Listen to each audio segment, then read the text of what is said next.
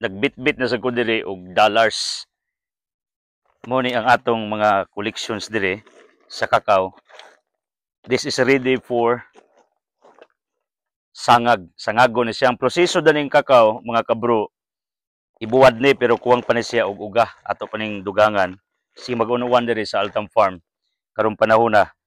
So ato ni siyang sangagon akong banabana ni mga 2 ka kilo kapin bitag 600 yung kilo. So libo na ni kanira pertig yung ngilngiga ning cacao. Actually, this is the most precious this time in the field of farming actually. So ang proseso ani ato ning sangagon human siya gibuwad panalitan like this. Then unsay lanan nga luto na ni kun naas kaha kanong kabalo ko tungod kay mao lagi na negosyo sa akong ginikanan sukad pa sa una. Nag-college ko kay working student man ko sa konbento for 4 years akong gisedlinean og panindas also og tabliya. Pag mabakante gali ko sa konbento paninda ko motong 2005 gitulis ko. I was about to die.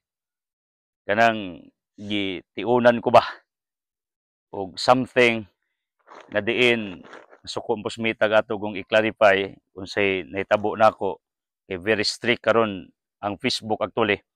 It was my second life. So I was saved by the grace of God. Wa pa, way mag-farming, way mag-preaching karong panahon na. Because akong panindag tabliya mo ni kini karon, grabe ang akong sentimental value sa cacao. Tungod kay na ako history, naninda kog tabliya pag uli na ako kuan ko, gibanhigan in other term ba, giatngan. Kaya abi nila og kolektor ko og linding. Pero din naninda ra kog tabliya after sa misa. Mo ning ako ginigipadayon. Kaya nakataban ako ni college ya ako sa ning second life kini maninda og tabliya. Pero kindi na ako naitinda pagkakaron tungod kay gikinanglan namo ni kay badong Pasko. So natay bisita atong paimnog si Kuwate or else personal consumptions dadon ako nighagna. For our new followers, Altam Farm is not in Hagna where I reside, where I preach every day. Nakakita mo sa among studio. Lahi to nga lungsod, that's the progressive town in Bohol. Mao na diha ang receiver sa taga Mindanao. Kay Mindanao will dock in Bohol only 2 ports, Tagbilaran and Hagna. Pero mostly Hagna gyud mo abot ang mga taga Mindanao pag mutamak sila sa probinsya sa Bohol. Kanang famous Kalamay. Tuwa ko dito, nagpuyo, na ako'y property dito, na ako'y panimalay. Dire mo ning lugar nga nataw ko das ubos sa entrance gate. Diha ko nataw mga 40 years ago. Wadamha nga kining bukira nga akong gitikad karon 5 hectares yuta sa iksong mama napuyutas mama diri pero ako na ning gipalit mga igagaw di man mo yutas kung inana akong gibayaran actually. That's what we did. Walay libre mo na og magpatrabaho manggali mo kadugo igsuon bayran yung tinuod kay uban tangkiyuhon man or di man tarungon. Ako din brother-in-law artist diri ako man ang bayaran 500 to 600 per day libre tanan. Kaon, snacks, lodging. Tungod kay doon ako'y paniwala, damor, imong panggaon ng imong kapamilya. Ang ikaw, kilain mang tao, imong bahugan, imong kapamilya, imong mang tangkiyon. No wonder nga ng Pilipino is sinking in terms of finances.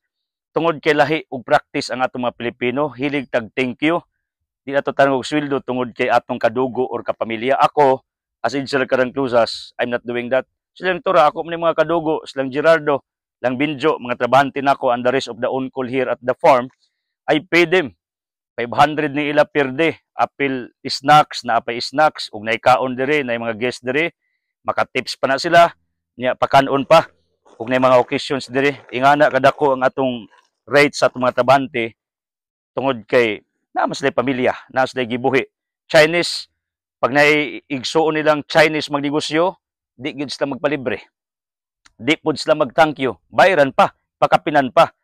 Ang rason para daw musamot og bangon ba ang negosyo. That's Americans, that's Japanese, Koreans, pero Pilipino, thank you man. Mao na siya ang realidad.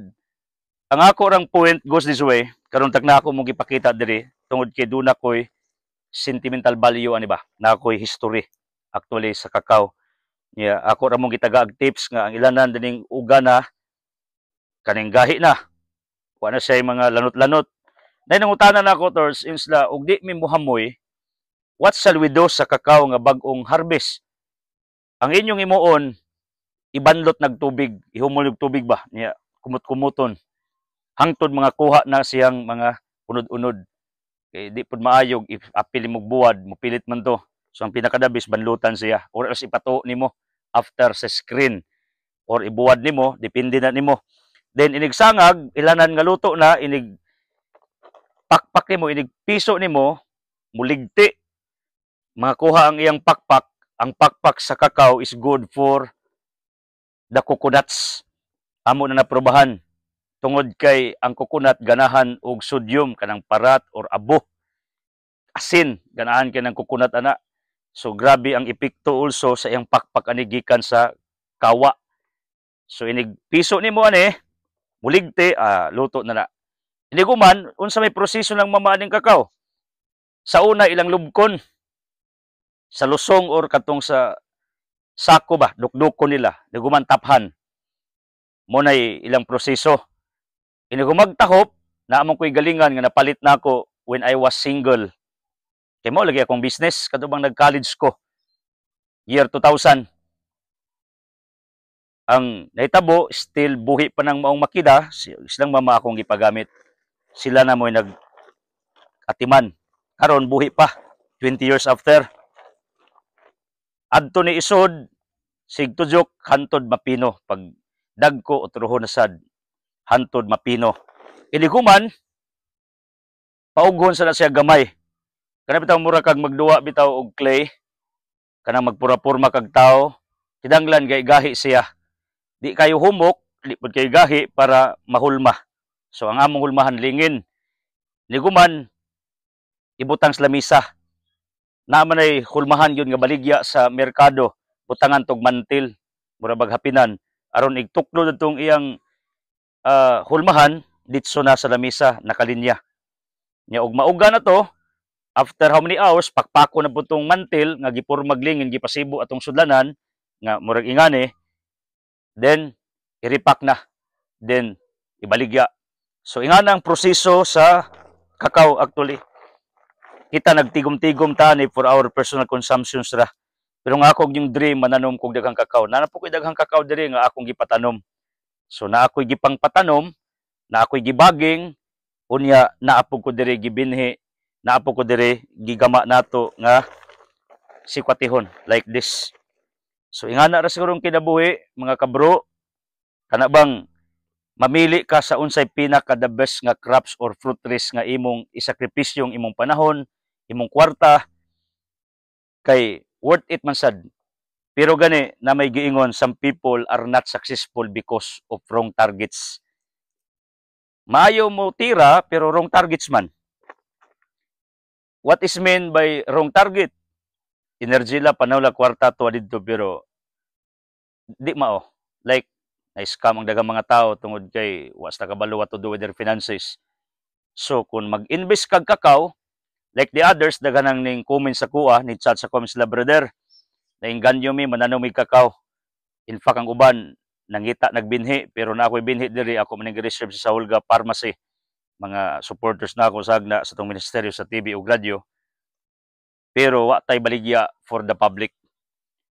Ngano, tungod kinakakita sila sa worth 800 ni ang gantang diri gihapon kon sa public market. Pero karon kay season man, silang papaingon sila nakapalit sila bubarato sa mga lasang. Pero sa merkado still karon, even today, 590 to 600 ang kilo ani. Kay gitransport pa na gikag Davao or asa nga source. What if kung kita na ang usa sa mga sources ni ining mong kakao sa atong palibot? Nga ang mga painitan ari na nako mo palit one day. Ari na nako mo order or else inig-abot sa mga turista, mga bisita nato, mag-stickitos dire, mga stickitos nato, kita nimo provide kay ako mong dream farm to table concept. Atong produkto organic ato ra pong i-serve sa atong mga bisitag turista. Ingana ko ka-advance nga tao in terms of thinking or I visualize something ahead. So, mao ni. Dili sayang imong kwarta, dili sayang imong panahon, imong enerhiya kung ang imo manggaling focus karon mananom kag kakao. Kutini pero you have still the time to study well. Tungod kay di man ta parehag area, ako diri wa mo koy bugtok, ilaga akong problema diri actually. Do naman sa koy kakao atakiya sa lagaw o pakatuod. Pero sa inyo posibleng lahi, pero ang ako ang challenge ninyo, do not stop learning, don't stop studying. Di kay tanom ka, huwat nakagbunga, sagda nimo, harvest now. Life dili ingana. Life does not like that. Even farming does not like that. Di ka mohunong og tuon. Ako gali sige kog tuog Biblia nga pensin ko katuig na kung wali. Sige gali kog tuon og farming nga mao akong kurso gyud, may akong profession kabalo mo ana, mo may akong kibali gigraduatean ba sa State University sa Kugtong, si Biskap sa una. Entrepreneurship, agriculture, industrial arts, livelihood, apil kong panahi, nananahi, di lang ako na hilig. Pero ang nitatax kong kasing-kasing yun, kining mananom, o kining industrial arts tungod kay hilig makugtukod og mga facilities. Kita bitaw mo, farmhouse mo na ako ni Diris Bukid. Aircon ni siya, actually. Mo nang pag gusto mo mula og bohol, gusto mo stikisyon ako diri, amo mong andaman pero bayad mo, susuri mo buntag sa iyo kung mga tanom diri, nakamulo ng tubo ag uban. Bag or beta diri naka-recover gikas bagyo 2021. So, mga almost 3 years in the making pa ni atong farm actually nga nakita ko nga almost ato na ning na puno og tanom lubi ug uban prutas. So much for that. Basta usbo na ako, invest mo, gasto mo, hatag mong panahon sa mga butang nga worth it. Ayaw mo og hatag og panahon, kwarta or sa mga butang nga dili worth it. Tungod kay one day manampiling na lang ka kay gimahaya nimo why you did it. Na may giingon ang principle last day. It's okay to become a failure in the business world or in farming. Tama, kinaraan na nga titsing. Okay na kung mo palpak because once you will fail, kanang mo failure ka ba? Once you will fall down, mabankrupt ka, you will learn. Kami sa bagong henerasyon, kami as 40 years old, isip usak ka financial coach also, entrepreneur, in other word, di na may anak mo adapt. In order to avoid failure sa imong business sa farming, studyhi usa ka mo apil. Kung sakit sa uban, kitag na nindag gas, apil. Nindag barbecue, apil. Pero wa sila mag-study how to do that. Sayang ang ilang kwarta ni loan pa. Mo nang di pwede mangupya ka, kita ka sa Facebook, YouTube. No, you cannot copy me automatically. Sa nundo kong exclusas, nagtanong, you cannot copy what I do because I studied all these things. Mo man ni akong kurso. Mo man ni ang ako yung profession. Niya ang ako mga gitudlo nyo base mas akong experience. Bisan pag na mga mo comments na ako, pero taphaw mo lang comments tungod kay di man sila mao ang nas actual. Lahi man kong land terrender, di man ko patag. This is a slope. Lahi akong terrender. This is a resort. For us, this is a paradise. May sanctuary. May prayer mountain. Ang ako rang point ba? Para di ka masayangas imong kwarta, damage is damage actually. Once madamage imong kwarta, di na nimo ma-retrieve na. Gcash bitaw, masave kag pada, lisod na naiuli sa makadawat. It's very hard to retrieve it actually. Mao nang to avoid damages in terms of finances, ang pinakadabis nimong himuon, studyhi, una ka mo apil, una ka mo gambol, una ka musod anang butanga. Di kay dalos ka kay mo nakita sa Facebook, nakita nimo sa palibot wrong. Sa una, pag ma-failure ka, okay, kinaraan na nga titsing. Sa among moderno nga titsing, wrong. Ayaw na mag-adapt sa kinaraan. Binag-o ta. Studyhi una, kadungog ka. Study una, aron di ka mabankrupt, di ka mo failure. Para gamay ra ang damage kung in kaso magkapalpak-palpak ngano tungod kay aware ka sa imong isudlan. Mura ko suban, sudsod relation. Unya, kuwang man sa gugma, pag ando, naglisyon naggawas. Munang nagsuffer na. Munang before ka musod ng butanga, see to it that you are really loving that person with all your hearts, with all your minds. Di kay, murag experiment. No, don't do that. Okay mo ko na experimentation because experimentation means doing something to prove something. Mo man experimentation, mubuhat ka sa kabutang to prove something. Based on facts and realities, that is called science. Pero, naapo may panudlo, nganong iagi pa man imong experiment kung prove na ang unsay imong gibuhat nga mao ni ang tama ug sakto. So, ang imong himuon, studyhi rather than makipagsapalaran ka. Look at that. Lahi ng nibuhat ka tungod kay naanay naguna nga successful anang butanga. Lahi po nang manimpalad ka anyway, gambling man sa ning kinabuhi, di sa kumulalis ana. If you will try, it's up to you. Kung grabe ka og tolerance sa failure, sa mga bankruptcies, damages, okay naman animo. You will grow from that actually. Di ka total loser kung muagian mo na it will make you stronger along the way. Pero kung wa kay gitawag natog fighting spirit for all these damages in your life, ang akong advice ninyo, simple ra. Study na. This is my POV right now, point of view. Study una mo gamble, una mo mosulod sa usa ka butang. Labi na kining cacao farming, studyhin ninyo una mo apil ani nga negosyo. Pero worth it. Kay dollar ni. Okay? God bless.